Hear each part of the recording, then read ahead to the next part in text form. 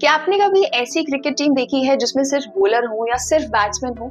Definitely नहीं देखी होगी, क्योंकि एक अच्छी क्रिकेट टीम में बैट्समैन भी होते हैं, बॉलर भी होते हैं, फील्डर भी होते हैं, एक अच्छा विकेट कीपर भी होता है। तो आप ऐसी गलती अपने पोर्टफोलियो के साथ क्यों करते हैं? आज के वीडियो में हम बात करने वाले हैं पोर्टफोलियो डाइवर्सिफिकेशन को लेकर।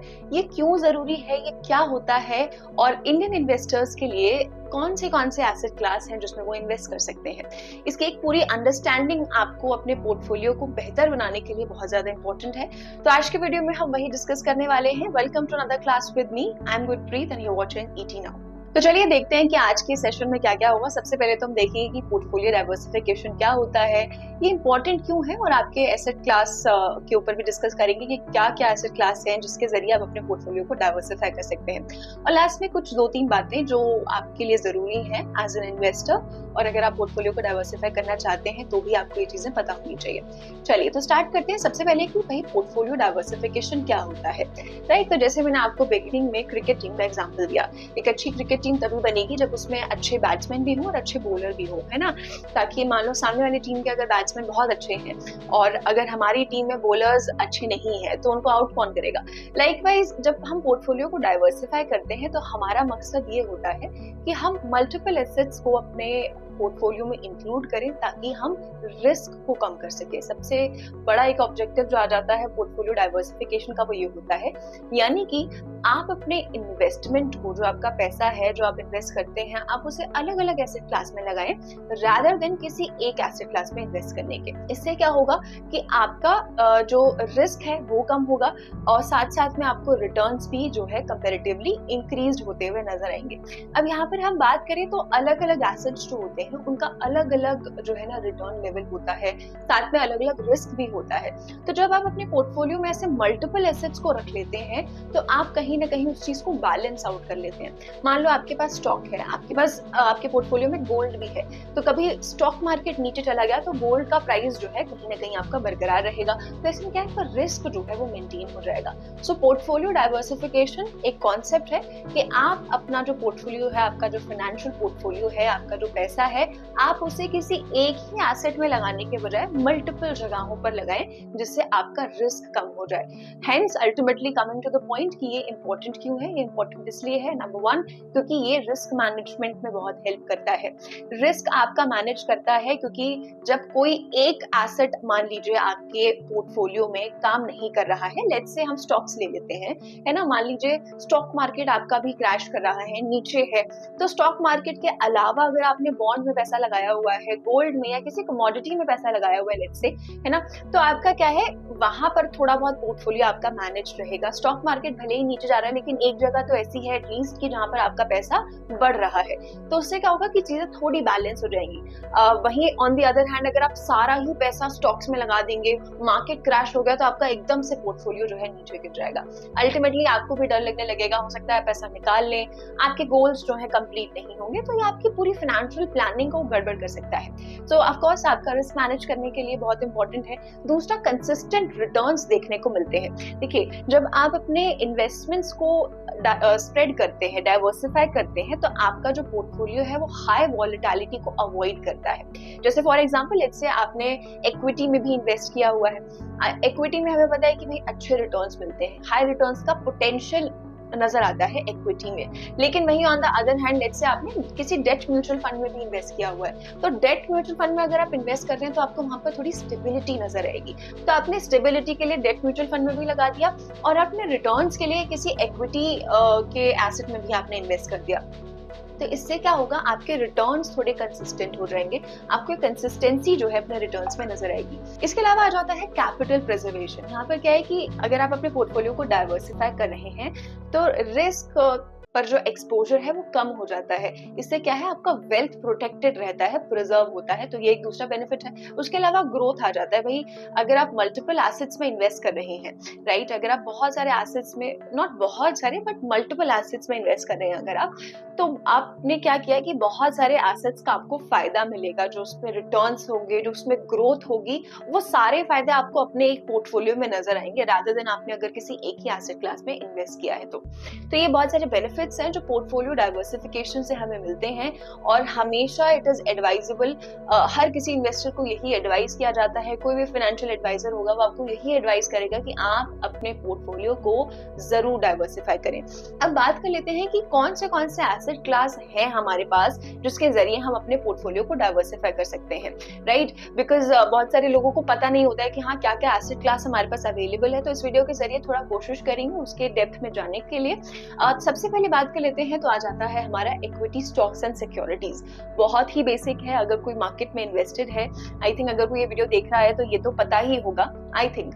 सो एसेट क्लास क्या होता है बेसिकली, जिसे एसेट क्लास नहीं पता, एसेट क्लास आपका एक ऐसा ग्रुप ऑफ इन्वेस्टमेंट आ जाएगा जिसमें क्या है, आपको सेम फीचर्स ऑलमोस्ट दिखेंगे, आपको रिटर्न्स वगैरह सेम देखने को मिलेंगे, आपको रिस्क लेवल जो है वो कहीं ना कहीं सेम देखने को मिलेगा, मार्केट बिहेवियर आपको कहीं ना कहीं सेम देखने को मिलेगा। तो वो एक आपका एसेट क्लास कहलाया जाता है। जैसे कि for example equity, stocks and securities. यहाँ पर क्या होगा कि जो इक्विटी, स्टॉक्स और सिक्योरिटीज होते हैं ये आपके मार्केट लिंक्ड होते हैं, राइट? ये आपके क्या होते हैं, मार्केट लिंक्ड होते हैं। सो यहाँ पर अगर बात करें तो ये मार्केट लिंक्ड होते हैं, यानी कि मार्केट से जुड़ा हुआ इनका बिहेवियर रहेगा। मार्केट अगर ऊपर उठ रहा है तो आपको ये जो सिक्योरिटीज हैं ये ऊपर जाती हुई नजर आएंगी, मार्केट अगर नीचे है तो ये सिक्योरिटीज भी आपको नीचे आती हुई नजर आएंगी। यहाँ पर अगर हम बात करें तो इन्वेस्टर्स जो है यहाँ पर दो तरीकों से अर्न करते हैं। एक तो कंपनी जो है वो डिविडेंड देगी, उसके जरिए इन्वेस्टर्स को फायदा होता है। दूसरा जो कैपिटल अप्रिसिएशन होता है उसके जरिए, है ना? यानी कि हम बेसिक स्टॉक्स की बात करें फिलहाल, अगर मैं लेन टर्म्स से लूं उसमें और भी बहुत सारी चीजें आती हैं, लेकिन अगर मैं लेन टर्म्स में सिर्फ स्टॉक की अगर पर्टिकुलरली बात करती हूँ तो स्टॉक्स क्या है, आपके मार्केट लिंक्ड है। स्टॉक्स, अगर आपने किसी कंपनी का स्टॉक खरीदा है तो कंपनीज डिविडेंड अनाउंस करती हैं, उसके जरिए हम इनकम कमाते हैं। उसके अलावा किसी कंपनी का शेयर प्राइस अगर ऊपर उठ रहा है तो क्या हो रहा है, कैपिटल अप्रिसिएशन ही हो रहा है। तो इसके जरिए यहाँ पर इन्वेस्टर्स पैसा कमाते हैं। इसके अलावा क्या होता है कि क्योंकि मार्केट लिंक्ड है तो यहाँ पर बहुत ज्यादा रिस्क ऑफ कोर्स देखने को मिलता है, रिस्क यहाँ पर हाई हो जाता है। तो इस तरह का जो एसेट क्लास है ये ऐसे इन्वेस्टर्स के लिए सूटेबल है जो कि अग्रेसिव हो। अग्रेसिव से क्या मतलब है, जो रिस्क ले सकते हो, ठीक है? अगर आपको सेफ खेलना है तो आगे और भी एसेट क्लास आ रही हैं, लेकिन ऑफ कोर्स अगर आप सेव कर रहे हैं, इन्वेस्ट कर रहे हैं तो कहीं ना कहीं आप भी चाहेंगे कि आपका जो पोटेंशियल है रिटर्न का वो इंक्रीज हो, आपको रिटर्न्स भी अच्छे मिले, राइट? तो इक्विटी, स्टॉक्स और सिक्योरिटीज उसके लिए एक अच्छा ऑप्शन है। यहाँ पर रिटर्न्स आपको ज्यादा मिलेंगे, लेकिन रिटर्न्स का पोटेंशियल ज्यादा है, लेकिन साथ साथ में रिस्क भी यहाँ पर ज्यादा है, तो अग्रेसिव इन्वेस्टर्स के लिए ज्यादा सूटेबल रहता है। अगर यहाँ पर मैं एग्जांपल की बात करूं कि इसमें क्या क्या चीजें आ जाएंगी, अगर मान लो किसी को इक्विटी क्लास या सिक्योरिटीज में इन्वेस्ट करना हो तो यहाँ पर आ जाते हैं आपके बेसिक स्टॉक्स, चाहे आप डोमेस्टिक स्टॉक्स में इन्वेस्ट करें, चाहे आप इंटरनेशनल स्टॉक्स में इन्वेस्ट करें। इसके अलावा आपके इक्विटी म्यूचुअल फंड्स भी आ जाते हैं, क्योंकि म्यूचुअल फंड्स में क्या है, जो इक्विटी म्यूचुअल फंड्स है उसमें अल्टीमेटली पैसा कहाँ लग रहा है, वो लग रहा है कंपनी के शेयर्स में पैसा लग रहा है, राइट? तो इसके अलावा आ जाता है ETFs आ जाता है। तो इस तरह के जो सिक्योरिटीज होते हैं वो आपके इस एसेट क्लास में आते हैं, जिसमें पैसा कहाँ लग रहा है, कंपनी के शेयर्स में डायरेक्टली या डायरेक्टली जो है पैसा इन्वेस्टेड है। तो ये एक कॉमन एसेट क्लास है जिसमें बहुत सारे इन्वेस्टर्स जो है नजर आते हैं, बहुत सारे लोग यहाँ पर इन्वेस्ट करते हैं। ये कॉमन एसेट क्लास है। उसके अलावा नेक्स्ट एसेट क्लास पर चलते हैं तो आ जाता है bonds and fixed income securities. Now ये भी एक कॉमन इन्वेस्टमेंट एसेट क्लास है। यहाँ पर अगर बात करें तो ये जो एसेट्स होते हैं क्या होती है, डेट सिक्योरिटीज होती हैं। ये ऐसी डेट सिक्योरिटीज होती हैं जिसमें आपको कहीं ना कहीं गारंटीड इनकम जरूर मिलती है, राइट? अगर हम इसे स्टॉक से कंपेयर करें, राइट, तो यहाँ पर जो है एक गारंटीड इनकम आपको जरूर जो है वो देखने को मिलती है। गारंटीड इनकम आपको यहाँ पर जरूर देखने को मिलती है, लेकिन कंपैरेटिवली अगर हम स्टॉक्स या इक्विटी लिंक्ड सिक्योरिटीज से अगर हम इसे कंपेयर करें तो आपको यहाँ पर लेस रिटर्न्स देखने को मिलते हैं, रिटर्न्स आपके यहाँ पर कम हो जाते हैं, राइट? तो यहाँ पर क्या है, डेट सिक्योरिटीज में पैसा इन्वेस्टेड होता है तो यहाँ पर रिटर्न कैसे आता है, यहाँ पर रिटर्न आता है आपका इंटरेस्ट से। डेट सिक्योरिटीज होंगी आपकी तो इंटरेस्ट पर जितना भी पैसा आप अर्न करेंगे वो आपका क्या है, सोर्स ऑफ इनकम हो जाएगा, यहीं से आपकी इनकम जनरेट होती है। हाउएवर बॉन्ड्स और फिक्स्ड इनकम इंस्ट्रूमेंट्स जो है क्या है, आपके कम रिटर्न्स देते हैं। स्टेबिलिटी के लिए जो है इन्वेस्टर्स इससे ज्यादा प्रेफर करते हैं कि ठीक है कम रिटर्न्स है कोई बात नहीं, लेकिन हमें एक स्टेबल पोर्टफोलियो बनाना है, तो कई लोग क्या है अपना कुछ परसेंट इनकम जो है वो क्या है यहाँ पर, क्या कुछ परसेंट सेविंग्स जो है वो स्टेबिलिटी के लिए यहाँ पे इन्वेस्ट कर देते हैं। तो बेसिकली क्या हो गया, आपकी डेट सिक्योरिटीज में पैसा इन्वेस्टेड है, स्टेबिलिटी के लिए यहाँ पर लोग इन्वेस्ट करते हैं। थोड़े कंजर्वेटिव इन्वेस्टर्स यहाँ पर इन्वेस्ट करते हुए नजर आएंगे, जो कम रिस्क लेना चाहते हैं, थोड़े बहुत रिटर्न्स भी चाहते हैं लेकिन रिस्क भी कम लेना चाहते हैं, तो उनके लिए ये क्या है अच्छा ऑप्शन हो जाता है। और लेकिन स्टॉक्स के कंपैरिजन में ध्यान रखिएगा कि यहाँ पर कम रिटर्न्स होते हैं। यहाँ पर अगर एग्जांपल की बात करें तो आपके गवर्नमेंट बॉन्ड्स आ जाते हैं, जैसे ट्रेजरी बिल्स हो गए, गवर्नमेंट सिक्योरिटीज हो गई, सोवरेन गोल्ड बॉन्ड्स हो गए, तो इस तरीके के बॉन्ड्स आपके यहाँ पर आ जाते हैं जिसमें लोग इन्वेस्ट करते हैं। इसके अलावा कॉर्पोरेट बॉन्ड्स हो गए जिन्हें कंपनीज इशू करती हैं और फंड्स रेज करने के लिए जो कॉर्पोरेट बॉन्ड्स आपके कंपनीज के थ्रू इशू किए जाते हैं। इसके अलावा टैक्स फ्री बॉन्ड्स होते हैं जिसमें आपको जो इंटरेस्ट आप अर्न करते हैं जिन बॉन्ड्स पे, उस पर आपको कोई टैक्स नहीं देना पड़ता। इसके अलावा फिक्स्ड इनकम सिक्योरिटीज क्या होती हैं, जैसे आपका एफडी हो गया। बहुत लोग जैसे पहले के टाइम पे बहुत लोग एफडीज करवाते थे, अभी भी बहुत लोग करवाते हैं। तो एफडीज जो है आपका एक फिक्स्ड इनकम इंस्ट्रूमेंट हो गया कि आपको पता है कि हर साल आपको जो है इस रेट पर आपका क्या है ये एफडी ग्रो करता रहेगा, 6%, 7%, इट वेरीज। उसके अलावा पीपीएफ हो गया, तो आपको पता है कि हाँ इतना परसेंट तो मिलेगा ही मिलेगा और ये स्टेबल भी रहेगा, पैसा आपका सेफ भी है, सिक्योर भी है। तो ये क्या है एक दूसरा जो है एसेट क्लास आ जाता है, बॉन्ड्स और फिक्स्ड इनकम इंस्ट्रूमेंट्स। ये कहीं ना कहीं कंजर्वेटिव इन्वेस्टर्स के लिए एक अच्छा ऑप्शन आ जाता है जो कम रिस्क लेना चाहते हैं। उसके अलावा बात करते हैं, तीसरा एसेट क्लास आ जाता है आपका commodities and currencies. Now commodities क्या हो गई आपकी, बहुत सारे एग्रीकल्चरल या नॉन एग्रीकल्चरल प्रोडक्ट्स हो गए जिनको आप ट्रेड कर सकते हैं मार्केट में, वो आपके कमोडिटीज में आ जाते हैं। लाइकवाइज अगर मैं बात करूं करेंसीज की, तो करेंसी की भी ट्रेडिंग की जाती है। करेंसी की ट्रेडिंग होती है फॉरेक्स मार्केट में, उसके लिए एक अलग मार्केट है, राइट। लेकिन इंडिया की अगर हम बात करें, अगर हम इंडियन इन्वेस्टर्स के पर्सपेक्टिव से देखें तो जो फॉरेक्स मार्केट है इंडिया में वो हाईली रेगुलेटेड है और करेंसी ट्रेडिंग जो है वो डायरेक्टली आप नहीं कर सकते हैं, दैट इज इलीगल। डेरिवेटिव्स के थ्रू आप जो है करेंसी ट्रेडिंग कर सकते हैं, बहुत ज्यादा रेगुलेटेड है आरबीआई के थ्रू। तो कहीं ना कहीं डेरिवेटिव्स के थ्रू अगर आप करना चाहे तो कर सकते हैं, लेकिन अभी तक हमने जो दो एसेट क्लास डिस्कस किए उनके कंपैरिजन में बहुत ज्यादा वॉलेटाइल है, बहुत ज्यादा रिस्की मार्केट है।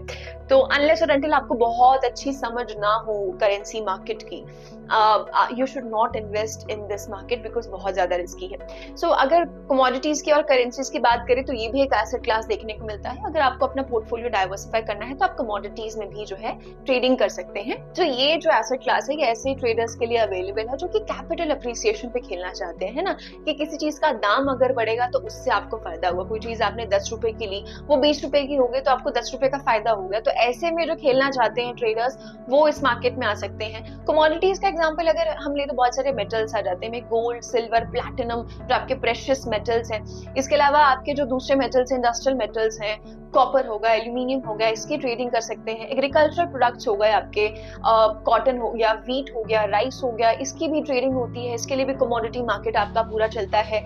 एनर्जी कमोडिटीज हो गई आपकी, क्रूड ऑयल हो गया, नेचुरल गैस हो गई, कोल हो गया, इन सब चीजों की भी ट्रेडिंग की जाती है। इसका भी मार्केट है प्रॉपर, राइट। सो क्या है यहाँ पर आपका इसका भी पूरा मार्केट है। इसमें भी आप चाहें अगर अपने पोर्टफोलियो को डाइवर्सिफाई करना चाहते हैं तो इसमें भी आप इन्वेस्ट कर सकते हैं। इसके अलावा अगर बात करें कि इसमें आप इन्वेस्ट कैसे कर सकते हैं, तो कई जरिए हैं। जैसे कि गोल्ड के लिए, गोल्ड आपका एक प्रेशियस मेटल है, कमोडिटी है, आपका एक टैंजिबल एसेट भी है। तो आप यहाँ पर सोवरेन गोल्ड बॉन्ड के जरिए यहाँ पर इन्वेस्ट कर सकते हैं। सोवरेन गोल्ड बॉन्ड के ऊपर एक वीडियो भी मैंने बनाई हुई है, आप चाहे तो उसे चेकआउट कर सकते हैं, आपको डिस्क्रिप्शन में उसका लिंक मिल जाएगा। इसके अलावा आप चाहें तो कमोडिटी म्यूचुअल फंड्स में जो है आप जा सकते हैं। कमोडिटी म्यूचुअल फंड्स के जरिए आप इन्वेस्ट कर सकते हैं। कमोडिटी ईटीएफ्स के थ्रू जो है आप इन्वेस्ट कर सकते हैं। और करेंसीज के लिए तो आपको डेरिवेटिव्स के थ्रू ही जाना होगा, बहुत हाईली रेगुलेटेड मार्केट है, तो बहुत सारी चीजें आपको पहले रिसर्च करनी होगी। बट कमोडिटीज की अगर बात करें तो आप इनको फिजिकली भी ट्रेड कर सकते हैं। तो ये भी आपका एक एसेट क्लास आ जाता है इंडियन इन्वेस्टर्स के लिए, जो ओपन मार्केट है जिसमें आप इन्वेस्ट कर सकते हैं। अब आगे आते हैं तो आगे आ जाता है रियल एस्टेट और बाकी के टैंजिबल एसेट्स। रियल एस्टेट के ऊपर भी एक कंप्लीट वीडियो मैंने बनाई हुई है कि अगर आप रियल एस्टेट में डायरेक्टली नहीं इन्वेस्ट करना चाहते हैं, इनडायरेक्टली इन्वेस्ट करना चाहते हैं, तो उसके 5 तरीके मैंने बताए हुए हैं। उसका लिंक भी आपको डिस्क्रिप्शन में मिल जाएगा, आप चाहें तो चेकआउट कर सकते हैं। नाउ रियल एस्टेट भी और बाकी के जो टैंजिबल एसेट्स है उसका एक अलग एसेट क्लास है इंडिया में। रियल एस्टेट की अगर बात करें तो बहुत बड़ा मार्केट है, ऑफ कोर्स बहुत पैसा भी चाहिए। अगर आप डायरेक्टली मार्केट में घुसना चाहते हैं तो, इनडायरेक्टली भी जाना चाहते हैं तो भी अच्छा ऑप्शन है रियल एस्टेट। आप अगर इनडायरेक्टली जाना चाहते हैं तो रीट्स के थ्रू आप जो है ना एंट्री ले सकते हैं यहाँ मार्केट में, प्लस और भी बहुत सारे ऑप्शंस हैं जो प्रीवियस वीडियो में हमने डिस्कस किए थे। सो रियल एस्टेट में भी आपके रिटर्न्स कैसे आते हैं इन्वेस्टर्स के लिए, भाई प्रॉपर्टी का प्राइस अगर बढ़ेगा, आपने जो है XYZ जो है ना उस पे प्राइस पे मान लो प्रॉपर्टी खरीदी है, अब उसमें 50% तो बहुत ज्यादा हो गया, इट डिपेंड्स है ना, आपके टेन्योर पे डिपेंड करता है।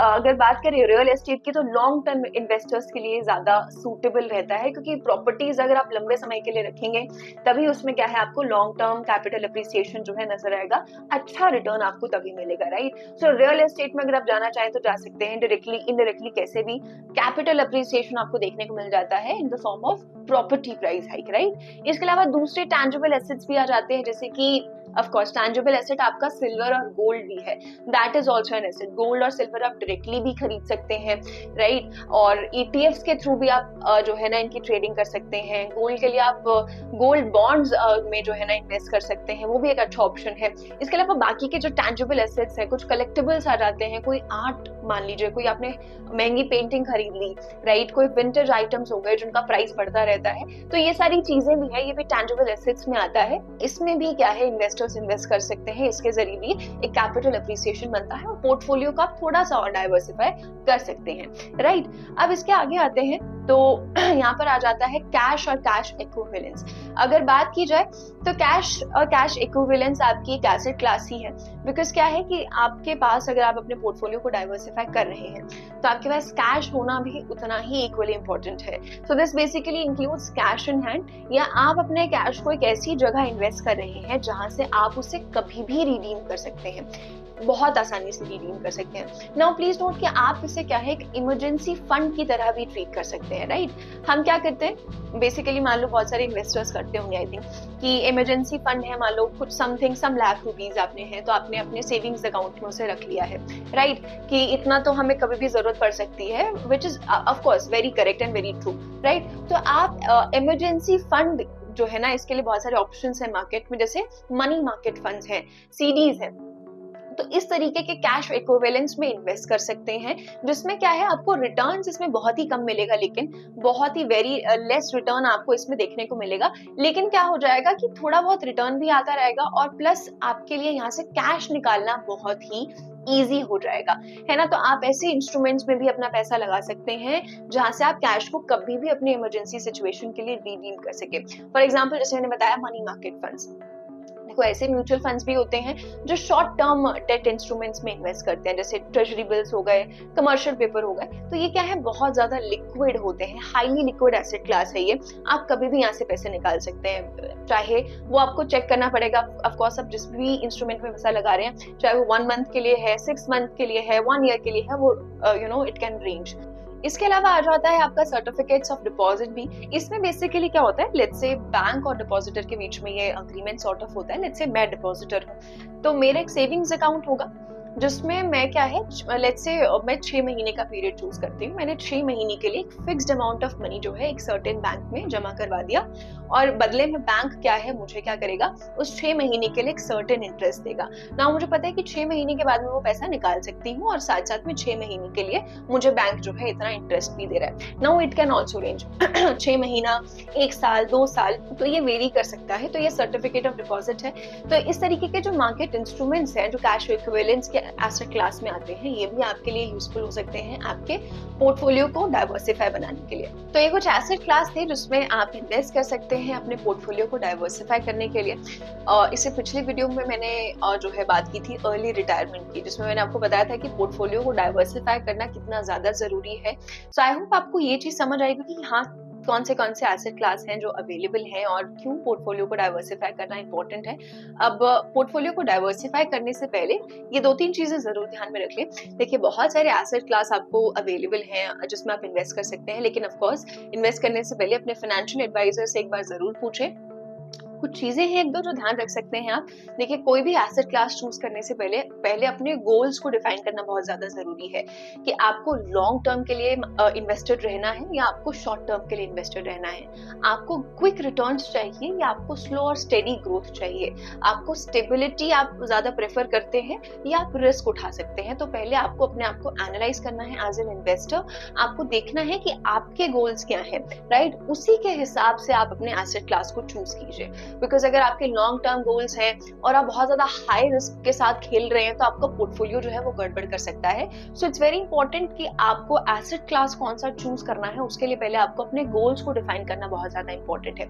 इसके अलावा दूसरी चीज जो आपको ध्यान रखनी है वो ये कि हमने अभी 5 एसेट क्लास इस वीडियो में डिस्कस किए।